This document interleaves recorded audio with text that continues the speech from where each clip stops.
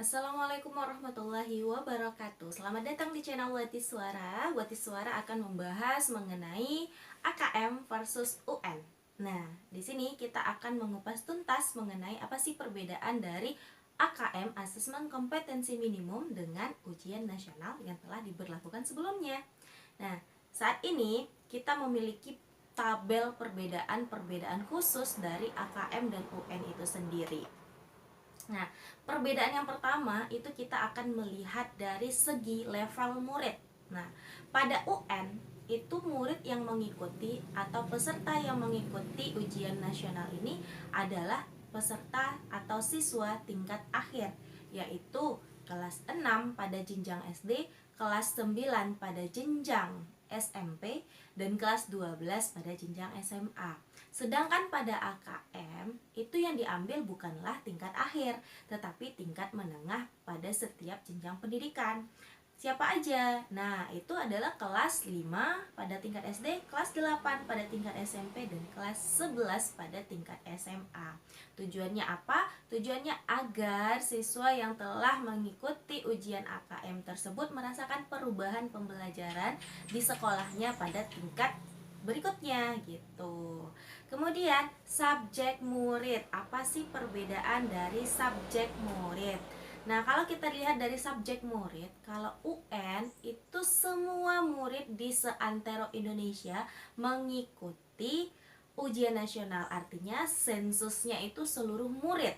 Sedangkan kalau AKM, sensusnya hanyalah sensus sekolah, artinya setiap sekolah harus ikut, namun bukan setiap murid. Yang diambil hanyalah sampel murid. Berarti AKM subjek muridnya adalah sensus sekolah dengan sampel murid. Nah, itu dia perbedaannya. Kemudian tingkat jenis tes. Kalau kita lihat dari tingkat jenis tes, ujian nasional itu high stake, sedangkan AKM itu adalah low stake.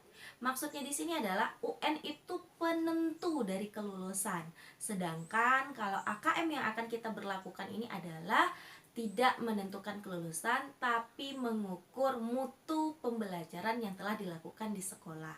Nah, itu dia perbedaannya. Jadi AKM bukan menentukan kelulusan low stake, sedangkan UN penentu kelulusan high stake.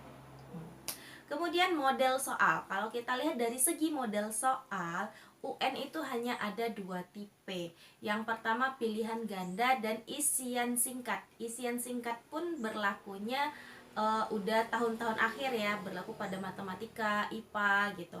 Nah, sedangkan pada AKM ini terdiri dari pilihan ganda, kemudian pilihan ganda kompleks, kemudian menjodohkan, kemudian isian singkat, dan uraian. Artinya ada 5 jenis model soal yang digunakan pada AKM. Kemudian kita cek pada perbedaan di periode tes. Nah, kalau UN periode tesnya itu ada 4 hari, membutuhkan 4 hari. Bahasa Indonesia, bahasa Inggris, IPA, sama matematika. Sedangkan kalau di AKM itu tidak membutuhkan sebanyak itu, lebih hemat. Kita hanya butuh 2 hari.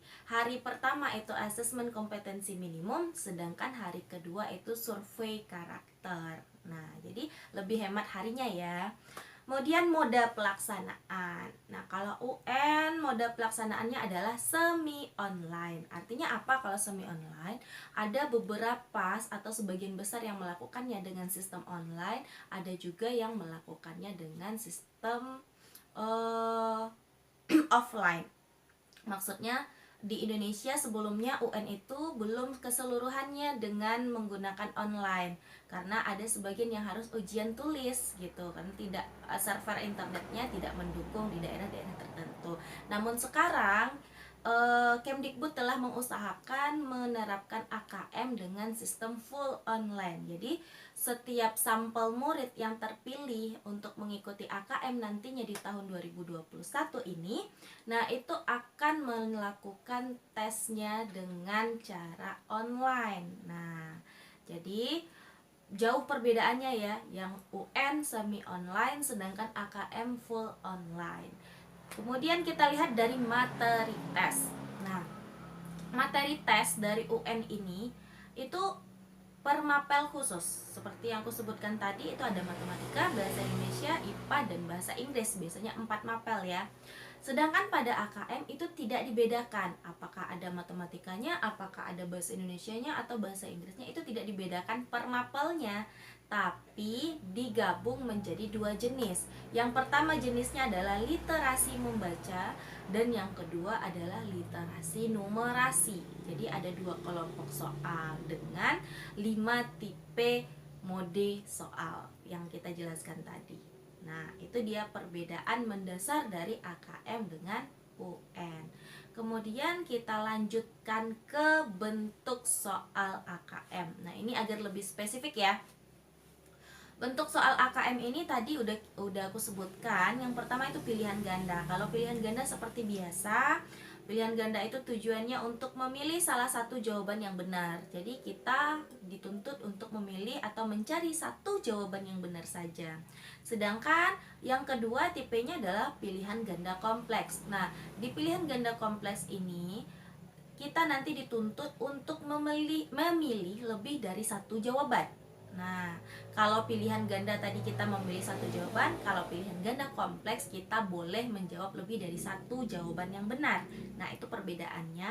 Kemudian yang ketiga, menjodohkan. Kalau menjodohkan, itu biasanya kita tinggal menarik atau membuat garis penghubung dari pernyataan pertama dengan pernyataan kedua. Jadi kita menghubungkan mana sih yang cocok gitu, atau benda pertama dengan benda kedua.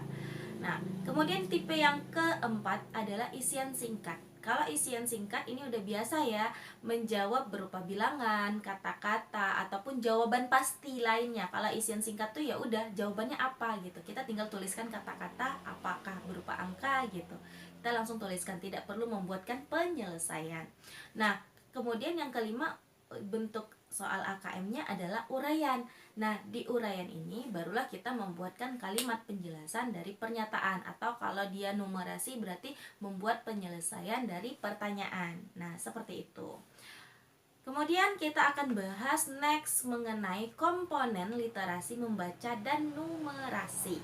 Nah, dari literasi membaca dan numerasi, kita lihat dulu dari segi konten. Pada literasi membaca itu kontennya adalah teks, informasi, dan sastra. Artinya kita akan disuguhkan dengan beberapa teks informasi ataupun beberapa teks sastra. Nanti di sana kita akan disuruh menentukan seperti biasa, misalnya mengambil inti dari informasinya, kemudian menyimpulkan, kemudian bisa jadi memberikan penilaian dari informasi. Nah, itu yang berupa literasi membaca. Sedangkan kalau di numerasi, kontennya adalah ada aljabar, ada bilangan, geometri, ada pengukuran, ada data statistika, begitu juga dengan data ketidakpastian. Nah, meskipun di sana nanti di soalnya tidak akan dipisah-pisah ya. Oh, ini soal aljabar, oh ini soal geometri. Tapi kita sendiri sebagai peserta yang menentukan, oh ini berarti konsep aljabar yang digunakan, oh ini berarti konsep geometri yang digunakan. Karena soal yang diberikan di AKM itu udah kasus atau berupa soal aplikasi. Jadi tidak lagi berupa soal-soal konsep dasar yang dikeluarkan. Karena yang dibutuhkan di sana adalah nanti itu lebih dari pengetahuan konsep. Gitu. Kita cek pada konten proses kognitif. Kalau tadi dari konten atau isi literasi membaca dan numerasi, sekarang kita lihat dari proses kognitif. Kalau kita lihat dari proses kognitif, literasi membaca itu mencakup kemampuan menemukan informasi, yang kedua menginterpretasikan informasi yang diberi atau yang dibaca, kemudian mengintegrasikan, mengevaluasi, dan refleksi informasi. Nah, sedangkan pada numerasi yang dituntut adalah pemahaman terhadap konsep, kemudian penerapan konsep dalam realita, dan penalaran. Jadi diberikan kasus, kita yang menalarkan, oh ini hubungannya kemana gitu. Kemudian kita cek dari komponen konteks. Nah, untuk literasi membaca dan numerasi itu tidak berbeda konteksnya. Konteksnya yang pertama yaitu personal. Personal ini berarti ya ke kehidupan kita sehari-hari, personalnya kita gimana gitu. Kemudian sosial budaya ini yang menyangkut kasus-kasus lingkungan, sosial budaya. Kemudian scientific. Nah, scientific ini mencakup ke yang ilmiahnya. Jadi konteks pada literasi membaca ataupun numerasi itu melibatkan ketiga konteks itu, personal, sosial budaya maupun saintifik, semuanya dimasukkan ke dalam. Nah, di sanalah perbedaan UN dengan AKM. AKM itu lebih luas cakupannya, kemudian penilaiannya pun tidak hanya ke kognitif, juga meliputi proses ke konten konteks. Nah, meluasnya itu berisi mencakup pada proses kognitif yang dinilai. Jadi tidak lagi menentukan bagaimana seseorang meningkatkan pengetahuan kognitifnya saja, namun juga ke keterampilannya dalam mengaplikasikan ilmunya. Serta yang paling penting di sini adalah AKM itu menuntut kita untuk meningkatkan kemampuan literasi membaca. Kenapa? Karena berdasarkan data PISA, kita itu lemah ketika menghadapi soal-soal yang kata-katanya udah panjang, seperti soal cerita, soal-soal kasus. Nah, di saat itulah siswa-siswa Indonesia kewalahan menghadapi atau menjawab soal-soal tersebut. Jadi, ini adalah salah satu kunci kita untuk meningkatkan kemampuan siswa Indonesia. Bagaimana caranya kita bisa tidak kalah saing lagi dengan negara-negara maju lainnya. Jadi kita bisa meningkatkan literasi membaca melalui alat ukur AKM ini. Oke. Itulah perbedaan dari AKM versus UN yang Wati Suara liput di video kali ini. Nah, di sini Wati Suara ingin memberikan quotes untuk siswa-siswi di luar sana se-Indonesia. Bagaimana sih cara menaklukkan soal AKM? Quotes-nya adalah, latihlah dirimu dalam membaca dan memaknai apa yang kamu baca. Karena intinya adalah menaklukkan soal AKM tidak lagi berdasarkan rumus-rumus ataupun konsep yang diberikan, namun bagaimana caranya kamu menaklukkan bacaan yang diberikan. Terima kasih, sekian dari Wati Suara, sampai jumpa.